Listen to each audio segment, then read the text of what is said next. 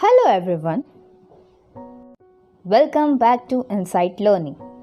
I hope you all are doing great and well.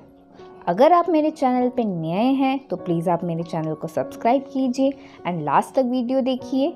अगर आपने मेरे और भी वीडियोस नहीं देखे हैं तो प्लीज़ आप उन्हें भी रेफ़र कीजिए। मैं उनकी भी लिंक डिस्क्रिप्शन बॉक्स में शेयर कर दूंगी एंड सारे नोट्स आपको पाठशाला पेज इंस्टाग्राम पेज पे मिल जाएंगे। आप चाहे तो उसे भी फॉलो कर सकते हैं। So in today's video, we are going to learn about partnership. That is the topic of business studies of chapter 2, forms of business organization. Last video में हमने sole proprietorship पढ़ लिया है। आज हम इस वीडियो में पार्टनरशिप पढ़ेंगे। So अब हम राहुल को बताते हैं पार्टनरशिप फॉर्म क्या होता है। हमने लास्ट वीडियो में उन्हें बताया था कि सोल प्रोप्राइटरशिप क्या होता है। आज हम उसे बता रहे हैं कि पार्टनरशिप क्या होता है। So what do you mean by the partnership? A partnership is a formal arrangement by two or more parties to manage and operate a business and share its profits. Sole proprietorship में क्या हो रहा था कि एक individual पूरे business को, पूरे एंटरप्राइज को कंट्रोल कर रहा था। बट पार्टनरशिप में क्या होगा, एक फॉर्मल अरेंजमेंट होगा टू और मोर देन टू पर्सन्स के बीच में, ताकि वो बिजनेस को मैनेज एंड ऑपरेट कर सके और उसके रिस्क, लॉस, प्रॉफिट्स, लायबिलिटी सारी शेयर कर सके एक दूसरे के बीच में। ठीक है, सो ये है हमारा पार्टनरशिप, जहाँ पे टू और मोर देन टू पर्सन के बीच में एक फॉर्मल अरेंजमेंट होता है। अब हम एनसीईआरटी के थ्रू पार्टनरशिप के फीचर्स देखते हैं। तो फर्स्ट फीचर क्या है हमारे पार्टनरशिप का? Formation. The partnership form of business organization is governed by the Indian Partnership Act 1932. इस एक्ट के अकॉर्डिंग हमारा जो पार्टनरशिप फॉर्म होता है बिजनेस ऑर्गेनाइजेशन का, उसे हम गवर्न करते हैं, उसके अकॉर्डिंग हम पार्टनरशिप फॉर्म चलाते हैं। It comes into existence through a legal agreement wherein the terms and condition governing the relationship among the partners, sharing of profits and losses, and the manner of conducting the business are specified. ये जो partnership act है 1932, इसमें जो भी rules regulations रहती है, guidelines होती है, उसके अकॉर्डिंग ये पार्टनरशिप का एग्जिस्टेंस आता है related to the sharing of profit, risk, liability, क्या कंडीशंस रहेगी, ये सारी उसमें मेंशन रहती है पार्टनरशिप एक्ट 1932 में। सो उसके अकॉर्डिंग पार्टनरशिप फर्म या पार्टनरशिप फॉर्म ऑफ बिजनेस का फॉर्मेशन होता है। Thus, two people coming together for charitable purpose will not constitute a partnership. जब कोई दो पर्सन या मोर देन टू पर्सन एक साथ आ रहे हैं कोई चैरिटेबल पर्पस से, तो उसे हम पार्टनरशिप नहीं कहेंगे। पार्टनरशिप कब कहलाएगी? जब टू और मोर देन टू पर्सन साथ में आ रहे हैं ताकि वो बिजनेस करे और उसके प्रॉफिट, लॉस, लायबिलिटीज़ को शेयर करे आपस में। ठीक है, सो ये हमारा फर्स्ट फीचर है फॉर्मेशन। नेक्स्ट आता है हमारा liability. The partners of a firm have unlimited liability. Personal assets may be used for repaying debts in case the business assets are insufficient. जैसे कि सोल प्रोप्राइटरशिप में होता है कि इंडिविजुअल ही लायबिलिटी को पे करता है, उसके पर्सनल असेट्स का भी वो यूज़ करके अपने डेब्ट्स को पे ऑफ करता है। वैसे ही पार्टनरशिप में भी सारे पार्टनर्स के बीच में लायबिलिटी को शेयर किया जाता है, और अगर उनके पास मनी नहीं है तो वो अपने पर्सनल असेट्स का भी यूज़ करके डेब्ट्स को पे ऑफ कर सकते हैं। जब उनके पास इनसफिशिएंट असेट्स होगा बिजनेस में, तब वो पर्सनल असेट्स का यूज़ करेंगे as same as sole proprietorship. Further, the partners are jointly and individually liable for payment of debts. और पर्सन जो है, जो पार्टनर्स हैं हमारे पार्टनरशिप में, वो जॉइंटली ही और इंडिविजुअली लायबल है, मतलब सबको एक साथ उसको पे करना है और इंडिविजुअली भी वो रिस्पॉन्सिबल है कि हाँ यार मुझे वो डेब्ट पे करना है, मेरा इतना पोर्शन है, ये सब कॉन्ट्री करके वो लायबिलिटी को पे ऑफ करेंगे। ठीक है, सारे पार्टनर्स अपने प्रोपोर्शन जितना भी उनका पार्टनरशिप में उसके according profit, loss, risk, liability सब शेयर करते हैं और सपोज कोई पार्टनर है जो अभी इस कंडीशन में नहीं है, जो अपना पोर्शन जितना उसका है पार्टनरशिप में उसके अकॉर्डिंग वो लायबिलिटी में कंट्रीब्यूट करे, सो वो दूसरा पार्टनर उसकी जगह वो पे करेगा, क्योंकि इंडिविजुअल भी सब लायबल है पार्टनरशिप की लायबिलिटी को पे ऑफ करने के लिए। बाद में जिस पार्टनर ने दूसरे पार्टनर का भी प्रपोर्शन लायबिलिटी में दिया है, सो वो पार्टनर उस पार्टनर से अपना अमाउंट कवर कर सकता है जो कि उसने ज़्यादा दिया है, ठीक है। सो बाद में later they will recover the amount which they pay on the behalf of the other partner. However, such a partner can later recover from other partners an amount of money equivalent to the shares and liability defined as per the partnership agreement. Okay? Next feature आता है हमारा partnership का, वो है risk bearing. The partners bear the risk involved in running a business as a team.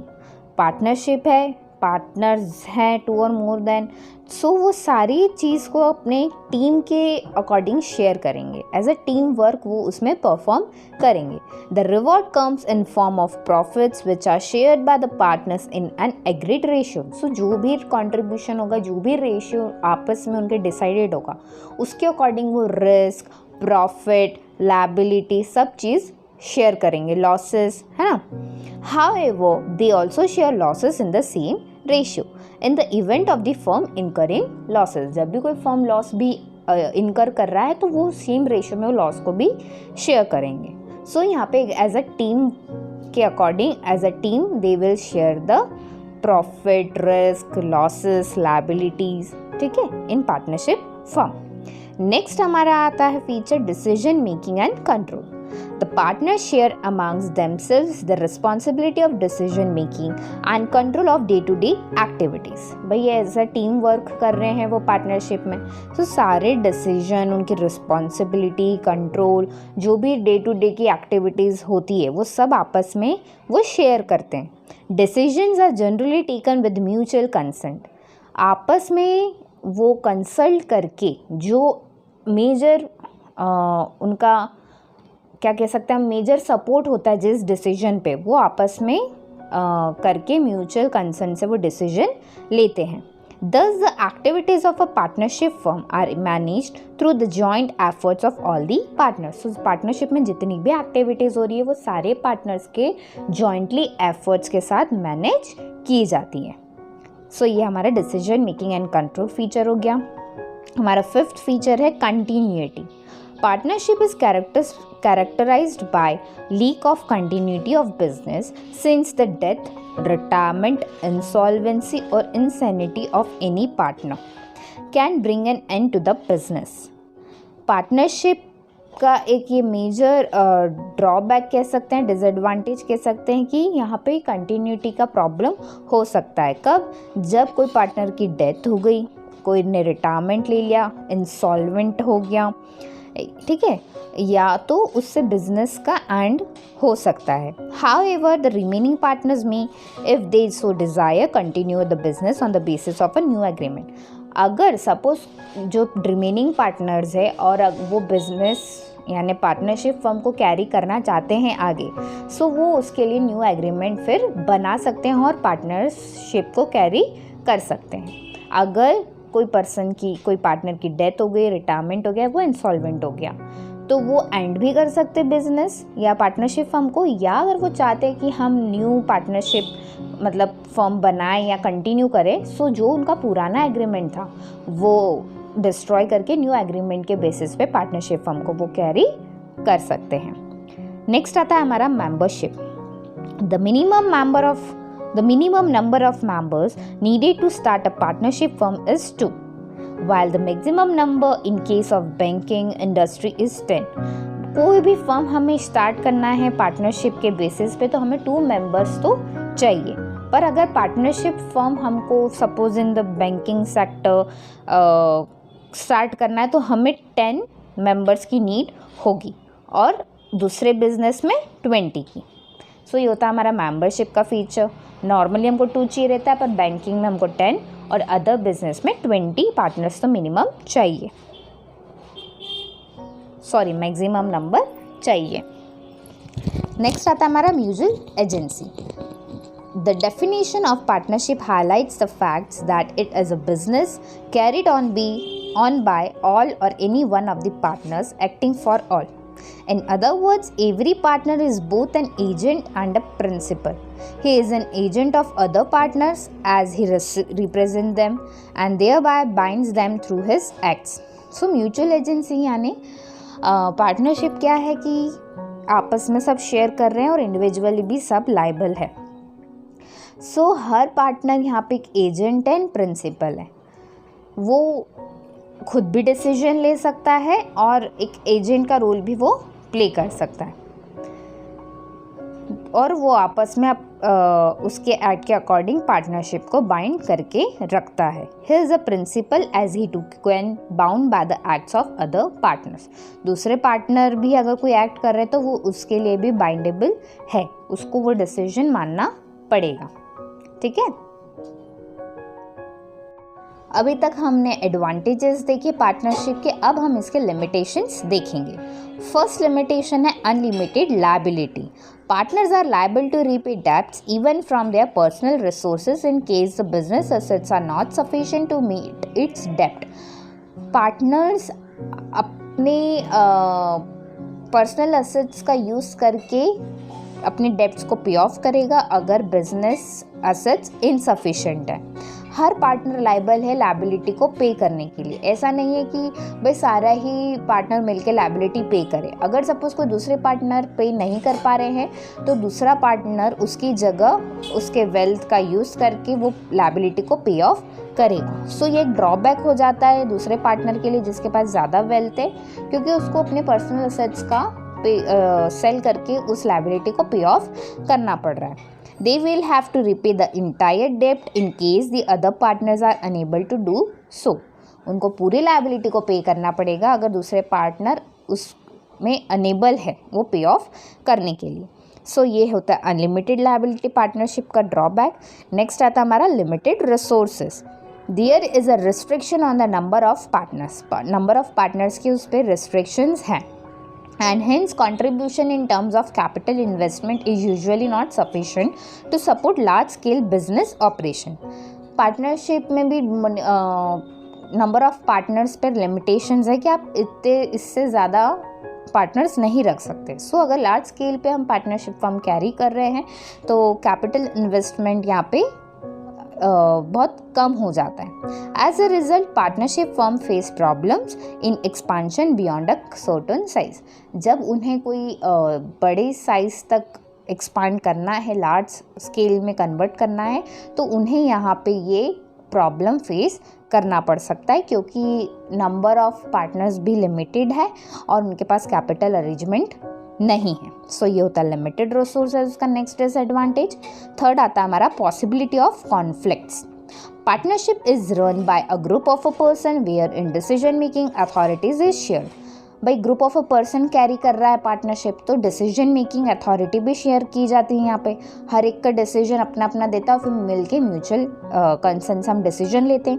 Difference in opinion on some issues में lead to disputes between partners. Suppose कोई decision लिया गया और उसमें डिस्प्यूट्स हो गए, सो वो पार्टनर उस डिसीजन को लेने में प्रॉब्लम फेस कर सकता है, उसे प्रॉब्लम आ सकती है क्योंकि आपस में उनके ओपिनियन डिफरेंस है. Further the decision of one partner are binding on other partners. अगर एक पार्टनर ने डिसीजन ले लिया है तो वो दूसरे पार्टनर को भी कभी ना कभी वो मानना पड़ेगा. Thus, an unwise decision by someone may result in financial ruin for all others. Suppose कोई ने एक ने डिसीजन ले लिया और वो सही नहीं रहा, बट भाई सारे पार्टनर्स को उसको मानना पड़ेगा.